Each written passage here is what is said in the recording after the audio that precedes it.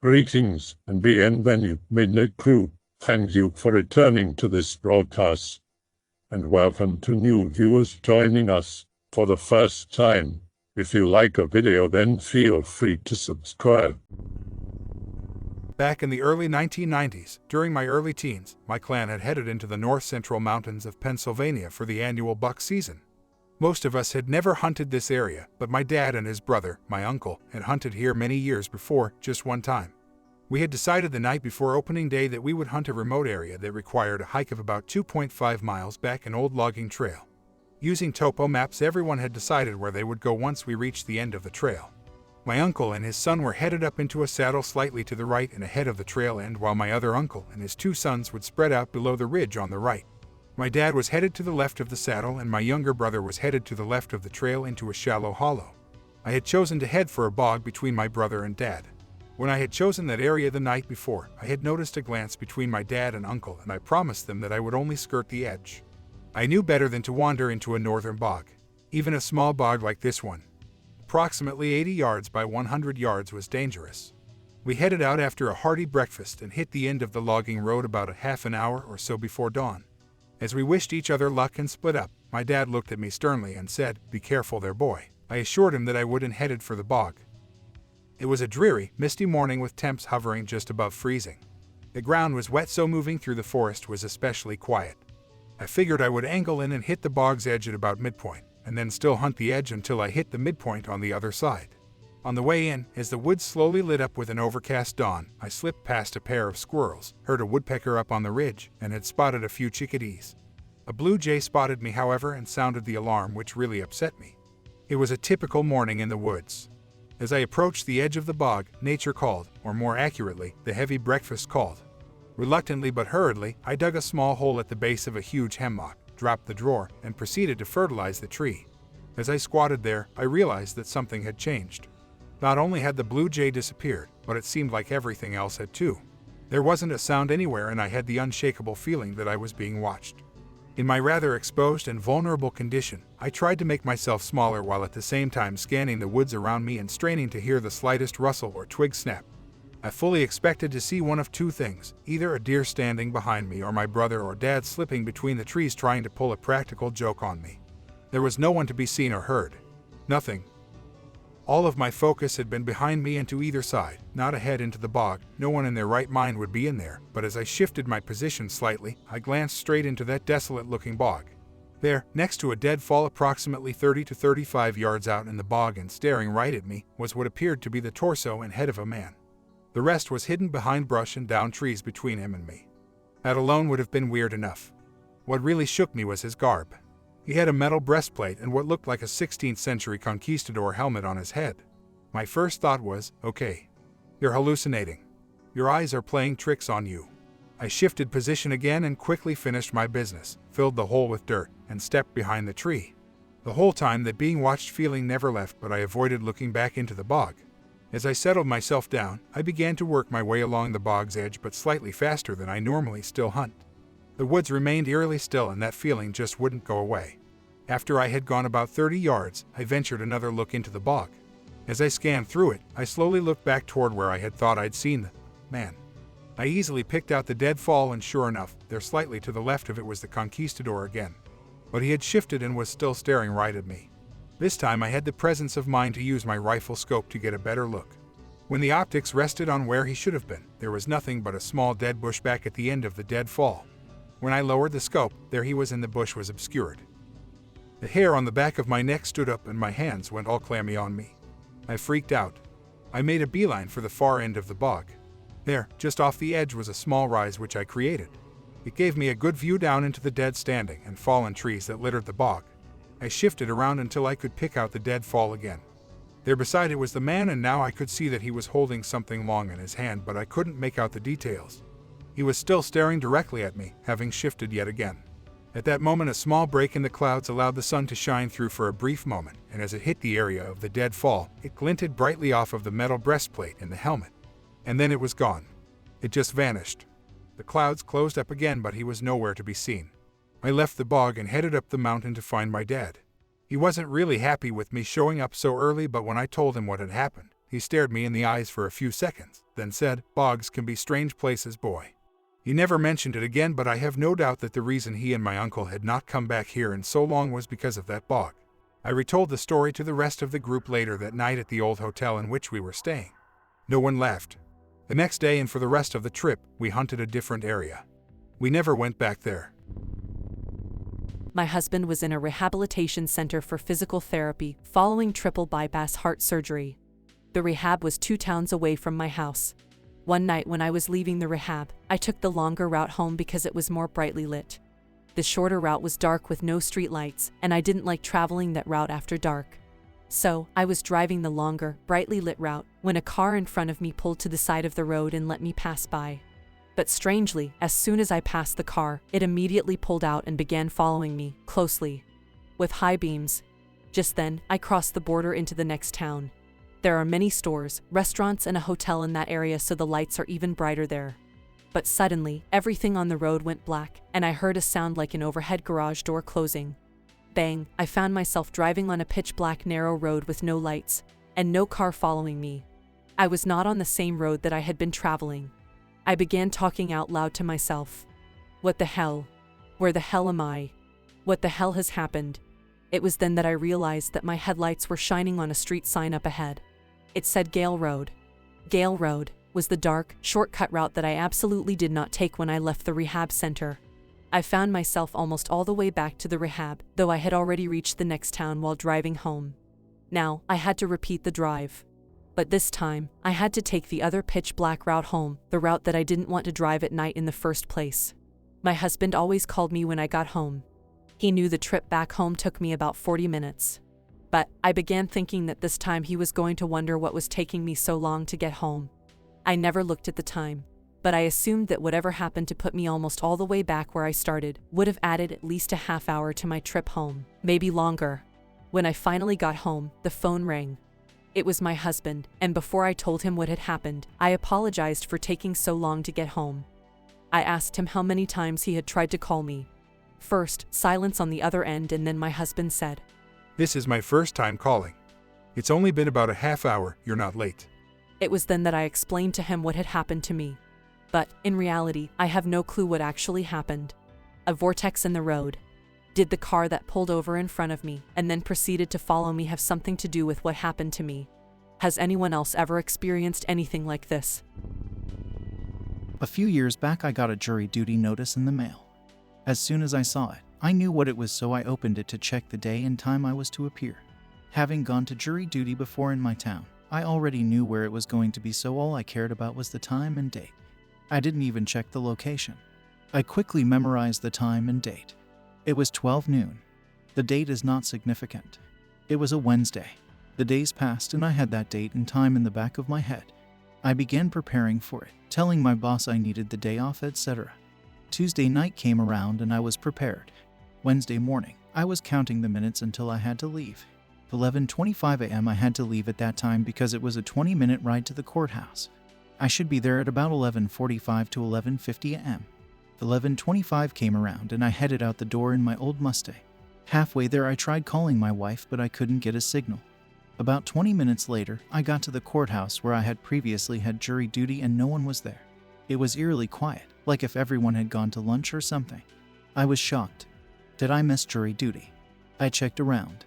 Checked the time on my phone and it said 12:50 p.m. I stood there staring at my phone in disbelief. How is it 12:50? I thought to myself. I was in shock. I left the courthouse stunned. I headed to my old car and sat in the car. I checked the time on the radio's clock. 12:53 p.m. I turned the key and clicked. Nothing. The car didn't start. What the? I got out and popped the hood to see if I could rig something. Just then a cop pulled up next to me to ask me if I needed help. I was still kind of stunned and said, "Yeah." "I'll just come out and see what I can do. I just have to go punch in. It's almost 1 right." I was shocked that the cop acknowledged that it was almost 1 p.m. I checked my phone again and yes, it's almost 1. So he goes into the station to punch in and I keep fiddling with my car for a while. As he's heading back out, when I go to start my car, the engine roars to life. He waves at me, noting my car has started, and I leave. Halfway home I call my wife and the call actually goes through. I tell her about the bizarre series of events I just went through and I ask her, "What time is it?" It's 12:20, hon. I checked my phone and yes indeed, it was 12:20 noon. I look over at the time on the radio and it's 12:20. I don't have any explanation how I went 1 hour into the future then returned to my timeline. If the cop hadn't confirmed the time, I would have just blamed a faulty phone. The world is a strange place. I've seen people disappear, twice. Once, my dog and I were walking across a set of soccer fields on our college campus. I noticed that about 60 feet behind me, someone else was crossing the soccer fields. Nothing unusual about this, as it was a college campus after all, but being female, I'm especially vigilant about keeping an eye on people behind me. My dog noticed the guy, too, but didn't react oddly. Suddenly, he just wasn't there. My dog froze. I froze. He was gone. No trees or objects to disappear behind. We were in the middle of a group of soccer fields, and suddenly, he was just gone. It gets weirder. Several weeks later, I was in front of a 7-Eleven store at the edge of the campus, Florida Institute of Technology. There's an intersection near it, and the road that crossed the road the 7-Eleven was on has a sidewalk along it. The sun was setting in the direction of the crossing road, but you could see a guy about 500 yards up that road walking toward the intersection. He was just a tiny shadowed figure against the setting sun. There were a couple of people a little closer than he was, also walking in the direction of the store. My dog froze, and her hackles went up and she started snarling. I had never before, or ever again, seen her react like this. She was staring directly at that tiny silhouette, going nuts. She ignored the other people walking toward the store. She was clearly staring at the more distant figure. Oddly, I wondered to myself if it was the guy we saw disappear. Don't know why I thought that. It had been weeks since the episode. I tried to get my dog out of there. She was a Great Dane mix, huge, and she wasn't budging, and to tell the truth, I wanted to see who it was. I had the oddest conviction that it was the guy who had disappeared. By the time the guy got close enough for me to see who it was, my dog was straining at the leash, snarling and snapping at him. I had to pick her up and stagger off with her to get her out of there. It was, indeed, the same guy. He gave us a dirty look and entered the store. He was Middle Eastern and kind of on the small, slender side. Not a physically imposing guy at all, but my dog behaved like she wanted to kill him. It's the only time in her life I ever even heard her growl, let alone snarl. The second time was also in Melbourne, Florida, as the above incident. My friend and I were driving over the bridge across the Indian River, toward Melbourne, my friend at the wheel. We saw a guy in dark pants and a blue jacket step off the curb of the walkway along the side of the bridge, walk into the middle of the road, and disappear.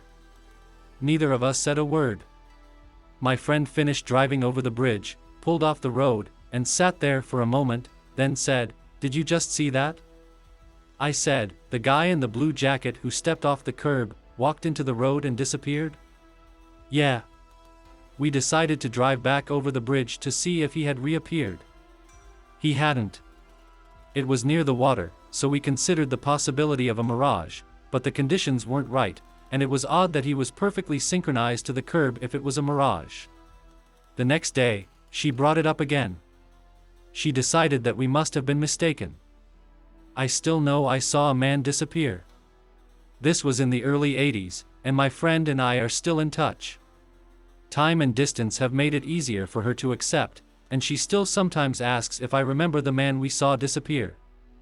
That close to water, I guess we can't rule out a mirage, but as I said, conditions weren't typical for one, and his movements sure looked synchronized to his surroundings. I, too, wonder about time slips. My first post above is about something that happened with my sister that was along those lines. We both sometimes wondered if there's another dimension somewhere where we disappeared, or maybe the us from this dimension is there instead. Very weird. I read somewhere of an incident where an airline flight disappeared off the radar for 10 minutes over Florida. Air traffic control was frantic trying to figure out where they'd gone and if they'd crashed. 10 minutes later, they popped back up in the same exact spot in the air that they were in when they disappeared. The people on the plane had no perception of a time loss. I haven't researched it, so I don't know how true it is. I am a 29-year-old male from Pennsylvania. I thought I would share with you one of the many strange things I have personally experienced, and like other people I would like to know if they too had this type of experience. In September 2008, my best friend Sierra, pronounced Sierra, and I went to a park named Hocking Hills in Ohio for a day retreat from our busy lives. She and I had decided on this at random when we first got together early in the morning just after sunrise. It was a nice warm late summer day and we just decided to make a full day drive and hike out of it. Hocking Hills is well known for its several walking trails, a cave or two, and several waterfalls and running water, creek areas. The day was very warm, sunny, hardly a cloud overhead, and very nice. We started a walk at random and found that one of the trails had been washed out, so we had to take another path which forced us to cross a road. On the other side was a tall fire lookout ranger station which doubled as a fire tower. We had seen a lot of people out walking with us that day, and a few hikers, backpackers, had passed us by on their treks up until that point. We played with our phones a bit on the way to show each other some pictures we took a few days before on a different outing, and noted it was roughly after 12 noon when we came out of the woods and walked across the road. It was then that we noticed there was caution tape all over the fire tower. There was a pungent smell in the air which we could not identify. The windows on top of the tower appeared to be taped up, grimy, and there were flies all over the area.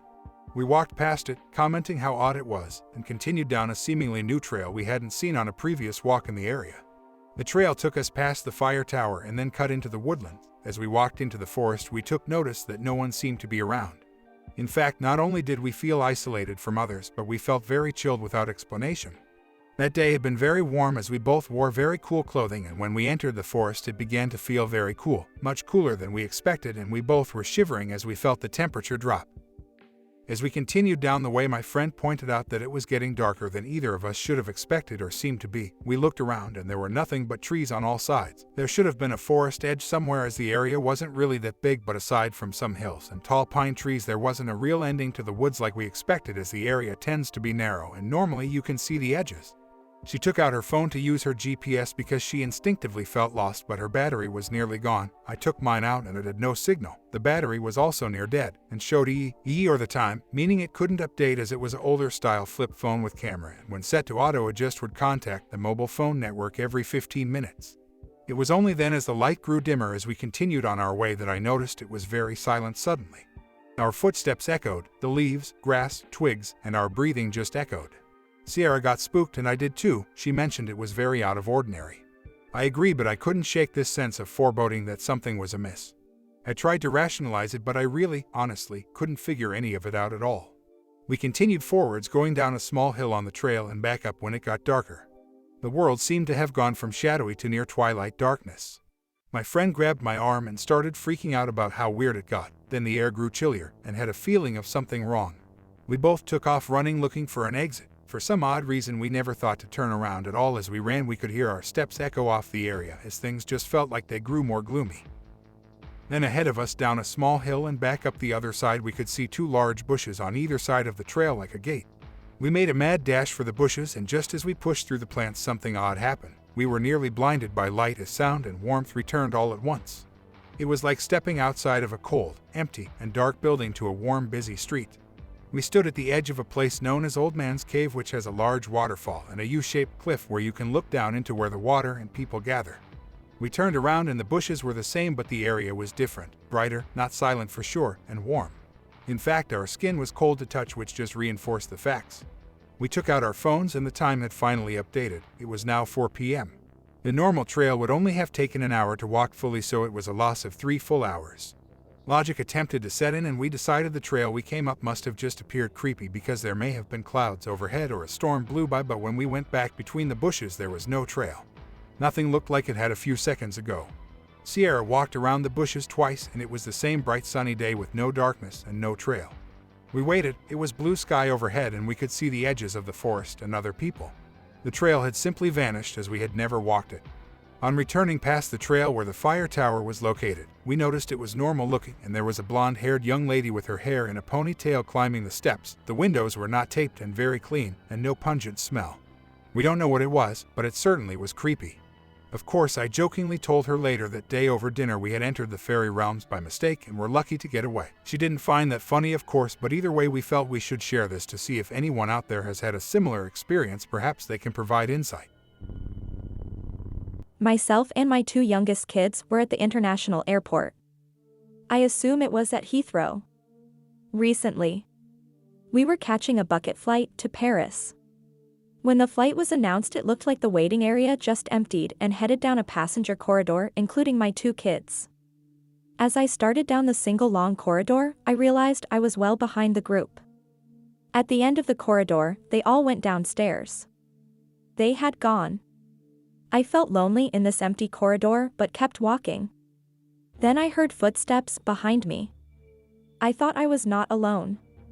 I glanced to my right, and there was a man in a brown suit and shoes, wearing a 40s-style suit. I glanced to my left and saw a smartly dressed woman in black jacket, skirt and black half-heel shoes, handbag with short black hair. About 10 yards later, I stopped hearing the man's footsteps. So, I quickly looked to my right, but the man wasn't there. I glanced to the left, the woman was still there. When we got to the stairs, I stopped to let the woman go first. But she wasn't there. I looked back along the corridor and there were no ramps off the corridor. Yes, doors, but if they used one of them, they would have dropped 20+ feet. I headed down the stairs and met my son. I asked where Paige, my youngest daughter, was. He replied she went back up the stairs to look for you. I looked back up the stairs and my daughter started down the stairs. Her first words to me were, "How did you get here?" I said I came along the corridor and down the stairs. She said, "Dad, you weren't there. I went back along the corridor to find you and you weren't there." I said I was there. "No, you weren't." I said it seems to have happened again. The kids know about these events. We boarded the flight to Paris. Well, any crackpot could come up with this. However, this has happened to me since I was 7. Unusual, yes, but maybe not, I don't know. I can enter a room and be in a completely different time and place. When they started happening, my mother said the good thing is that you always return. She wasn't fazed by it. She said she had seen a lot of comic book stuff in Germany in 1945. Back when I was a Border Patrol agent, I was sent out to El Paso, Texas to bring back a trailer full of equipment in the middle of January. My partner Dave and I were on duty but not in uniform since we had to load and unload the trailer ourselves. We stashed our pistols in our bags. We left El Paso en route to San Antonio, and then Lerdo. As the sun was going down about halfway between Fort Stockton and Sheffield, we were running low on gas, so we looked for a station. Not much out there. On the side of the road we saw a sign that said gas station right before an exit. I pulled off I-10 and onto the feeder, which went uphill and over an overpass. There was no side road, only one way to go. Once we were on the other side of I-10, the road became narrow. Just about one vehicle wide, and it was in bad shape.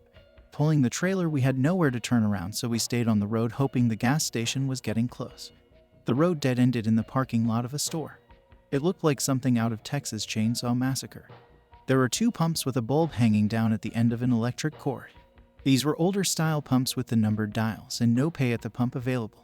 If not for the gas gauge sitting on empty, I would have turned around and left. Dave said he'd fill up while I went in to pay. I walked to the building, opened the door, stepped through, and froze. My hand automatically went to the spot where my holster would have been had I been in uniform. Inside the store were 5 or 6 men, mostly in overalls, sitting in folding metal chairs around a black and white TV. The volume was way down and the picture looked as if it was in need of a better antenna. They all stared at me without so much as a word. Behind the counter was a skinny guy dressed in only his jeans. No shirt or shoes. He was missing way too many teeth. I looked at the guys around the TV, then at the guy behind the counter, then back at the guys at the TV. I felt as if they were sizing me up for some nasty event in the near future. That small voice in the back of your head that tries to save you from time to time suggested I should leave. I handed the guy behind the counter the government credit card and told him I wanted to fill the truck. He took the card and looked at it as if he didn't know what it was. Next, he reached under the counter and pulled out one of those old-style credit card machines, the kind you ran back and forth to make an imprint of the raised numbers on the cards. He had to look around for the right forms to place in the machine. Just as he was handing me the receipt, Dave came through the door. He froze and I saw his hand go to the spot where his holster should have been. He backed out the door and I followed him as quickly as I could without running. Once back on I-10, we talked about what we had just seen and what we thought we had run into. We talked it over all the way to San Antonio. A couple years later, my wife had to go to San Diego, and so as we were driving on I-10 past Sheffield, I began looking for the exit. There was nothing even remotely like the overpass we had used that night. When I got home, I looked on MapQuest and Google Earth but could find no trace of the overpass, the road, or the station. When I was in my 20s, I worked for NASA Ames Research Center in Mountain View, California. You know the place with the gigantic blimp hangars? Yep, that's the one. It was a great job with a rotten commute. It took about an hour to go under 25 miles to work. I'm the workaholic type personality, so I left even earlier than I needed to every day. One of the great perks was a canteen so you could sit down and have breakfast before things got hectic. An added bonus was it was so cheap that I could afford it every day. One morning I got up very late. I had to leave about 5:45 to average getting there at 7 o'clock. It was already 6:45. My alarm clock was old and it had finally died. Jumped up, got dressed, like ugh, I looked like I slept under a bus, and ran out the door. No breakfast today, and my boss had the dubious name of Wolf Gale. I don't think he ever got the pun, but he lived up to it. He would corner you at your desk and give you a good 5 minutes dressing down at top volume. At best, I'd be an hour and a half late. Bay Area traffic is known for being bumper to bumper, even though the freeways are 8 lanes across. Anyone from the Bay Area will be saying preaching to the choir at this point, as an aside. Especially on 101 heading north out of San Jose. The later you leave, the more clogged the freeways are. I had to wait at a metered ramp for 10 minutes just to jump on at Cottle Road. Great. I turned on my usual AM station KGO so that I could get traffic updates. I want to stress that they update roads every 10 minutes. In about 20 minutes, I had gone maybe 4 miles. Nail-biting panic and worrying for the next 40 minutes until I got up to the Logue Avenue exit. It's a clover leaf with a total pain of a merge. I had to come off the freeway, jump 3 lanes left and hit a turn lane with a protected arrow. The whole time I was hearing updates on the time and traffic. As I merged into the clover leaf, I heard a pop of air pressure, almost like when a storm rolls in. Now here's the fun part. I hit the clover leaf, sighed and braced for the merge.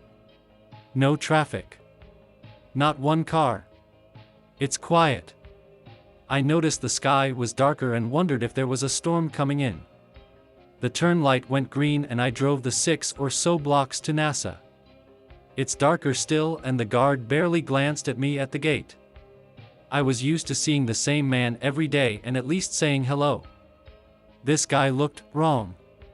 If you pulled someone out of 1950 and plunked him down in a mall, you would notice that all of the details are just enough to grab your attention, without knowing why. It hit me so hard that I watched him in my rearview mirror as long as I could. He never moved or went back to the little guard shack. As I pulled into the parking lot, this was going to sound very loopy by the way, but my car radio went silent and everything shifted. Have you ever been blindfolded and spun around and gotten very dizzy? It's that feeling. Everything was subtly different. The lot was empty. I sat there for a minute with my mouth open trying to figure out if I had lost my mind. My car radio suddenly blasted back on and I heard the KGO announcer say, "Good morning, Bay Area. It's 6:29 and traffic is still light. We'll have updates in 1 minute, but first here's our weather outlook." I checked every station. It was the same. My watch said 8:29. Where did the time go? And did I really want to find out? After all, NASA Ames would have been a good place to monitor if you wanted to see what humanity was up to technologically. The rest of the day went on normally, but I never forgot it. My BFF had a shifting experience. She and an acquaintance were on their way to a funeral, and, because they were running late, as per usual, they decided to go straight to the cemetery and skip the church ceremony. They made it to the cemetery, but they couldn't for the life of them find the rest of the funeral party. They wandered around weirded out for a while, trying to call up the other people, but they had no signal. They then decided to head out, go home, maybe have a coffee. As they left, they noticed another cemetery a bit further away, so they made their way towards it. Lo and behold, they managed to find the rest of the funeral party in no time, as the second cemetery was quite smaller and easier to navigate. When they then apologized to the organizer for being late, and told them they mistakenly went to the other cemetery, she was bemused because, she said, "It's okay, you were a bit late, there's no need to lie. There is only one cemetery in the village." They still don't know where they were. I haven't ever experienced any major glitches myself. The only one I've ever witnessed happened to a friend when I was 10 years old, and it was minor, I guess. We were at his house and he went to grab a controller from his room so we could play a match against each other on FIFA. We did 4-man mini tournaments. His room is just a hallway away. He stayed there for 20 minutes and me, the brother of my friend and another guy, started to wonder what he did there. Then he came back after 20 minutes and we asked what he was doing there all this time, and he sincerely told us that he just went in his room, grabbed a controller and came back immediately, and he didn't remember doing anything else, and that for him it was just a moment. He had just lost 20 minutes from his life, literally. Nothing major or life-changing, but we still were kind of freaked out with the whole situation. We just brushed it off like the 10-year-olds we were. It just came back to my memory. Don't know if it's worth mentioning that my friend and his brother are identical twins, if that increases the chance of glitches or something. I had an encounter on a military post, Fort Riley, Kansas 2 months ago. I was outside late, sitting in my car maybe about 1 o'clock, and a loud buzzing sound went off and it sounded like someone was about to say something, then it cut out. The barracks in front of me and adjacent to my building then came to life. The doors swung open and soldiers in full uniform all started walking out.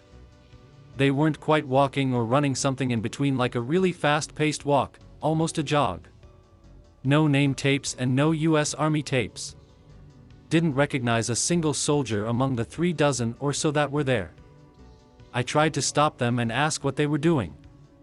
No response. None of them, they all just kept walking. In the direction of some training areas. I tried to catch up on foot but wasn't trying to run after them, so I got in my car and rode parallel to the path they were walking on. The road, however, had so many potholes it felt like I was going off-road. Then I got to the point where the path went into some woods, so I got out of my car in a nearby parking lot and they weren't there. I ran on the path they went on. No one. No boot prints, nothing. Probed the wood line, I couldn't hear or see anyone. Went back to my car freaked out and generally flabbergasted, and looked at my phone that I had left in the car and it said 4:34, which is impossible because all of this couldn't have taken place in more than 20 minutes or so. So I was pretty freaked out and had no explanation. A bunch of soldiers without name tapes coming out of a building where there's no way that many people lived in? Crazy. The road, which had been worked on just a couple weeks ago and resurfaced, having potholes at least half a foot deep? Insane. And now I have to do PT in like an hour. So yeah, I kind of dropped maybe I was dreaming, but all it was so real. Maybe some kind of training I wasn't privy to? Who knows? I for sure don't have a clue.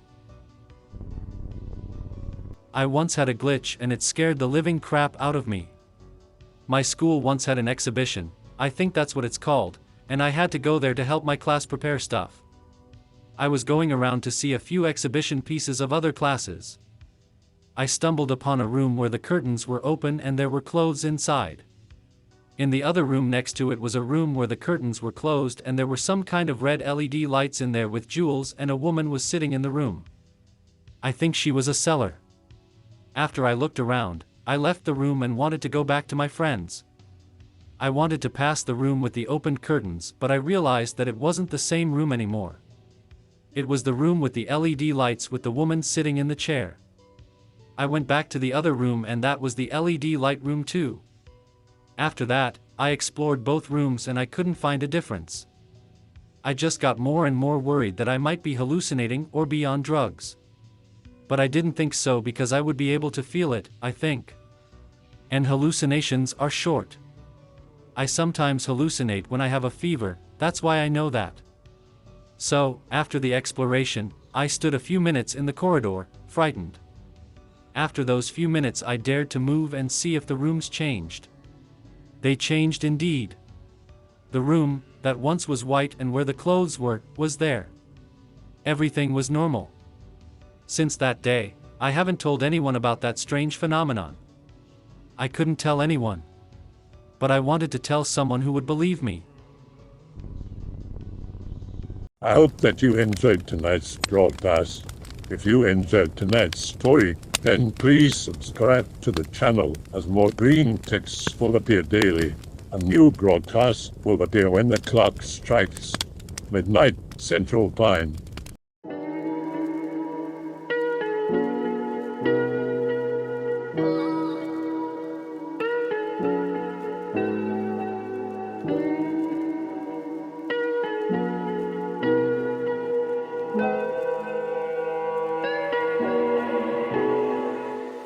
Remember to check out the Odyssey page in the description for a second archive of the channel's videos.